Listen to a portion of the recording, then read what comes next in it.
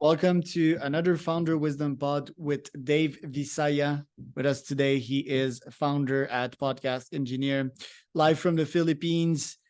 Cool spot, as you will see when Dave will start speaking. It's full of trees and space. Really like that spot. Dave has been at this for 10 years now, a decade, and he had one of flagship clients, which we all know, Bigger Pockets. Even I, as a non-real estate fan, I have listened to the pod and gained a lot of great value from that. And Dave will be probably real disappointed in the addition behind my podcast because it's non-existent. And actually, me and Dave will speak after the pod, see if we can partner up in some shape and form. This podcast is brought to you by podpire.com, which is my podcasting agency. We don't do edits, but we're quite good at filling up your calendar with a bunch of leads in your calendar. We use podcasts to actually fill up your calendar with leads and monetize it. So if you need help with that, it's quite the unconventional way, quite the contrarian way, but we use podcasts for learning, for growing your network and growing your networks too, because you can get clients off podcasts, podpire.com. Dave, welcome to the pod. Can you tell me a bit more about yourself and your company? Yeah, sure. So it's my honor to be here, and so my name is Dave. I'm from Cebu, Philippines, so across the globe. That's why it's quite bright here at this time around. And I've started a humble, maybe agency or company, a small team of editors and video guys, and show note writers. So we call ourselves podcast engineers, and I would say very happy to get that URL early on. It's been a term that's been used, slightly used, but it's really not the correct term, because if you edit a show, it's really podcast editing, because engineering is more of like audio engineering and fixing the studio and all that stuff. But I got no complaints of getting that name. So Tell us about the yeah. business itself and what kind of clients, other than bigger pockets, who have you got on your roster? Yeah, so we do tackle over 100 shows now on a regular basis. I mean, it's on and off, right? We just handle any shows really that needs their help with editing. So it's more of a like a little backstory. I mean, this was not me before. I am also a product of podcasts. I've been listening to Richard. I forgot his first name, but yeah, Brandon, the cage. Yeah, Brandon. Yeah, the Cage Life, right? I even bought his book, which I haven't read. That's how effective Honesty podcasts are. 101. Yeah, but I learned a lot from that podcast, and the trajectory of my life has been switch around just by listening to a couple of episodes. So I think podcast is really something. At that time, really, it was making an impact to a lot of people, or people across the globe. There's no podcast here in the Philippines at that time, so I was doing mainly doing that as you know. I was lucky to be landed as an editor by chance, because I had a background in music. I played the guitar, and playing the church and some band back in college and all that. But yeah, so lucky to have that, and was able to get one client, and there happened to be big one. Yes, there's bigger pockets, and they people in the niche real estate was looking for starting their own podcast and looking for an editor. So they got me as well, and got like 3 to 5 clients in, and I got burnt out. So I decided to, hey, maybe I could teach someone who I'm also very, how should I say this, I control freak, right? So I hired someone, and I'm happy to be in this place called Philippines, where where we could hire not literally cheap labor. What I'm trying to say is we can hire quality people, and at the comfort of really having them physically here with me, and not needing to outsource, or needing to hire someone that I couldn't talk, which is great for a control freak like me. At that time, I tried to minimize that a little bit. But yeah, so I got an assistant, was able to train her. Then it's just one from one assistant to another to and call them editors now, and it's that's where we're at. We handle shows like Go Diaper Free. We have what else? We got real estate podcasts as well, Wholesaling Inc. Yeah, there's a lot. I could mention a lot more, and maybe 400 shows over the span of 10 years doing this that I've touched bases with.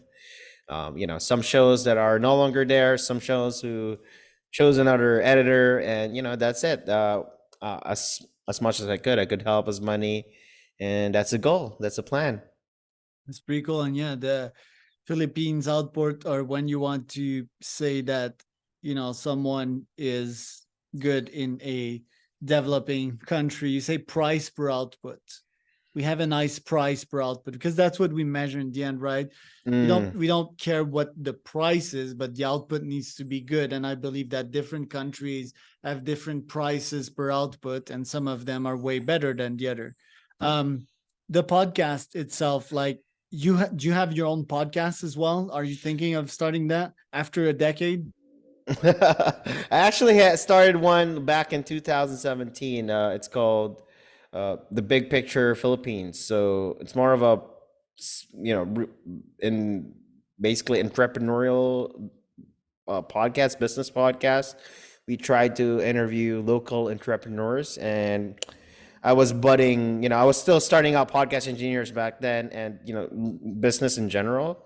So that was really something more of for myself, right? with a co-host. But yeah, that sometimes we do podcasts like that. It's we're the number one student in each interview, and and I honestly believe success leaves clues, and yeah, I gotta learn and touch base with these individuals that are owners of companies here in locally. So that's about it. But didn't last long. Pandemic got us. We were doing physical, interviews. We go to places. We have our audio set up. We bring them to their office or anywhere at a cafe or somewhere. It was pretty fun. I think we should do that again. I mean, it was a fun way to just move around and meet people. Yeah, pandemic, we had to go online. It just, my co-host got burnt out. So basically, yeah, and I also got burned out. So we just focus Everyone on the getting business. burnt. Yeah. That seems to be the theme here. Like, you guys put too much pressure on one another. Is it the finance? Or is it the clients putting too much pressure on you? Why did you all burn out? For the podcast itself, it was really a voluntary work. It's more of like, that's one thing. We haven't got, able to monetize it. I mean, in every podcast, I think, despite anyone's noble, goal to put out content out there, ideally there should be a way for us to get at least a little bit of revenue, right? To sustain it. All organizations need finance to sustain it, and at least to keep the lights on, right? So that was what happened with us. We haven't really got to a point to monetize it, which is, I think we were, when we ended our show, there was like a lot of shows popping out everywhere, right? And it's crazy, but yeah, and sponsors are noticing it. Yeah, so people can actually pitch and to companies and have them sponsor the show. So, but for our end, we were an early adapter, so we really didn't have like we didn't reach that level. We did reach like 70 episodes in there, but at the end of the day, it's if we didn't have that and got no motivation, for us to personally do it. One thing is we were all affected with the pandemic, of course, right? So the focus shifted. Like we were on emergency mode, not no longer like giving away mode, right? So there were times like that, and yeah, those were one and many other reasons why we had to stop. Right. And how would you justify the success of bigger podcasts? Why do you think they grew so big? Is it the quality of the pods that they were there at the right time? Tell us about that. Yeah, I mean, podcast is just one thing. for the whole bigger pockets. They're known to be very valuable in the real estate niche, and it was mainly the forum that built that. And with the forum, a lot of interactions, a lot of questions. So the podcast was their avenue to actually put out more content that now has experts, has been doing it to get into the podcast, and now people can discuss more in the forums. So that was really the start of it. And eventually, of course, okay, let's have a book, let's have memberships, some tools and apps and all that. So that's how it's really like a big aspect now. And when it comes to this podcast per se, I think one of the growth was really, they had really good start with the sponsorship, to keep the show going, but honestly don't need the sponsors at all at that time. But it's now they're focused on that revenue as well. But also the host, right? There's this interesting aspect of it because one of the hosts, like Brandon, started the show. I mean, this is just my personal take, right? It's not like I'm talking for Brandon, but what I'm seeing was, when he started the show, it was just someone starting with real estate as well. And I got in like early 30s, 30 episode, and he was doing the editing himself, and that's why he passed it on to me. But basically, he was at that time just starting his business as well. Trying to delegate tasks to VAs and all that, and there was this transformation from him, and I think that was that really made the show, one of the reasons, of course, really made the show grow, because they see the transformation of this person from someone starting from basically zero properties, now having, I don't know how many properties Brandon has. He's no longer in the podcast, right?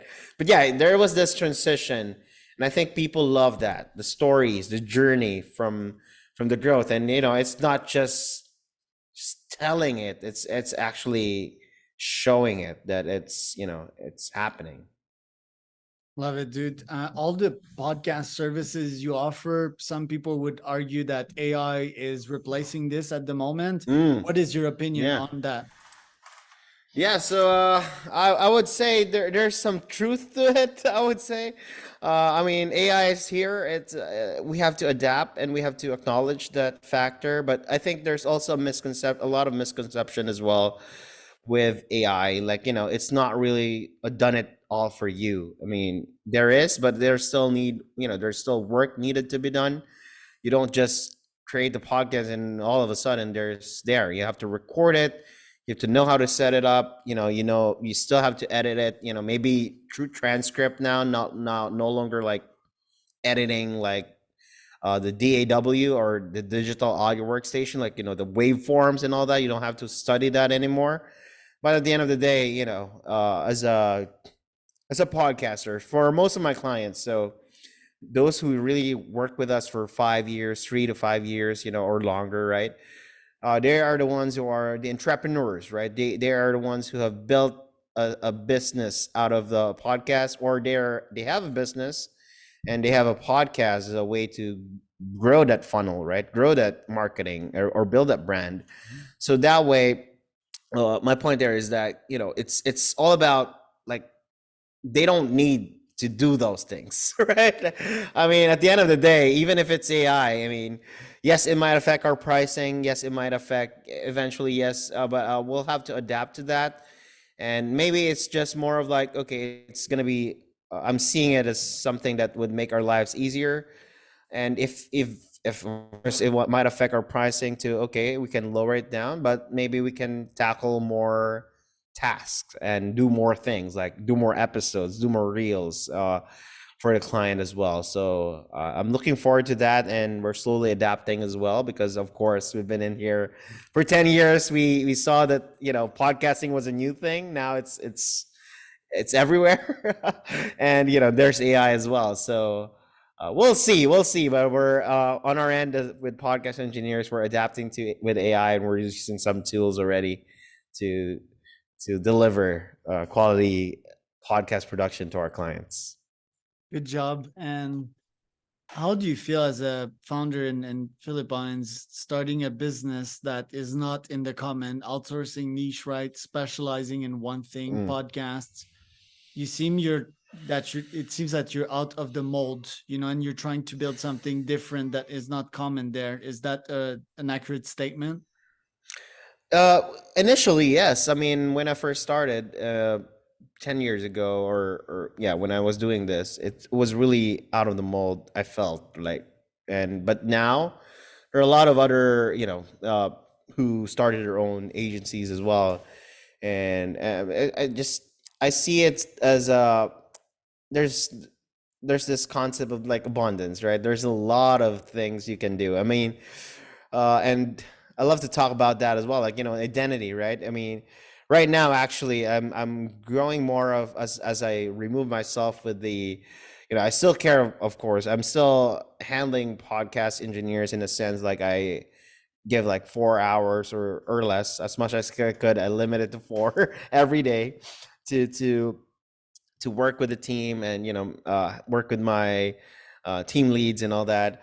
But but for now, I'm more changing my identity to like how can I like be an investor in a sense, right? Like where it's, if I could get another business that I could start, and so in that, actually I have me and my wife has a cafe, local cafe. I So saw that on it's your more. Insta.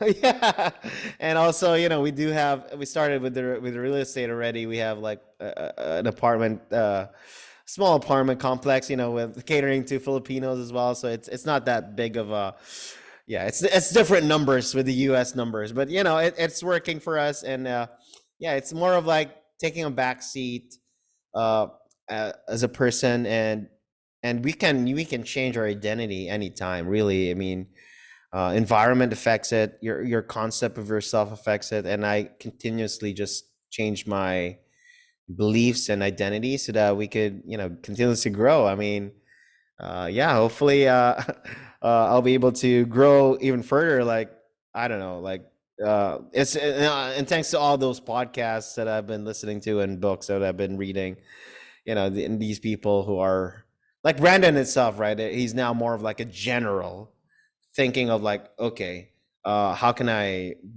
let this people, cultivate their skills and make them grow, and at the end of the day, it's a win-win for us. They take a piece of the pie, I take hopefully a bigger piece of the pie or something, like, and he can start multiple things all at once, like a podcast now, which he has, also a new podcast which we also handle with his team. And that's about it. So yeah, I think I that's thought of you as a cake guy, though, not a pie guy. Am I wrong about this? cake guy because of the cafe. But yeah, Yeah, I saw your pics, like carrot cakes and so forth. yeah. So yeah, that's Dude, it, that's about it. Yeah. what are your top three goals for this year to finish this off? Oh yeah, so I want to have a kid. That's the number one. We've been That's a married for big 2 years. one. That's a humongous That's a one. big one. You can't even, that's the thing, right? Like some people, we plan out our life. I'm a, I was a control freak. We plan out everything. We need to have a house. We need to have a car. We need to have, apartment first. We need to have a business first. Then we have kids. Then all of a sudden you're not given one. Right? So it's, sometimes I envy those who had a kid right now, and I mean, we're not getting any younger, and I was like thinking, okay, maybe I want to spend time with them, like, or her, whatever's given, uh, when they grow up, like, So that's something that I'm really big on this year, and yeah, uh, that's it. That's one thing. The other thing is just getting another property, I would say, and starting that Airbnb. I want to get into that Airbnb thing. So yeah, real estate. It's always Good the end idea. game. Good idea. Yeah. Where can people find out more about you? Sure. Yeah. So it's podcast engineers. You can, if you have a podcast, or you just want to have someone help, podpires as well could help you with growth and all that, right? But with podcast engineers, it's more of like if you're tired of doing things or you just really want to make it happen and you put out content out there, you want to get started, or you don't know how to do it, so we can help you with that. And we can help you with the day-to-day things to do with podcasting. So podcastengineers.com is the way to go. Yeah, I'm also on Instagram and yeah, Facebook, I guess. LinkedIn, yeah. Please connect with me on LinkedIn. I think that's where we connected, Charles. And yeah, Good LinkedIn's job. great. Yeah, that was another episode with Dave Visaya. I am Charles Cormier, host, founder, wisdompodcast.com, where you can find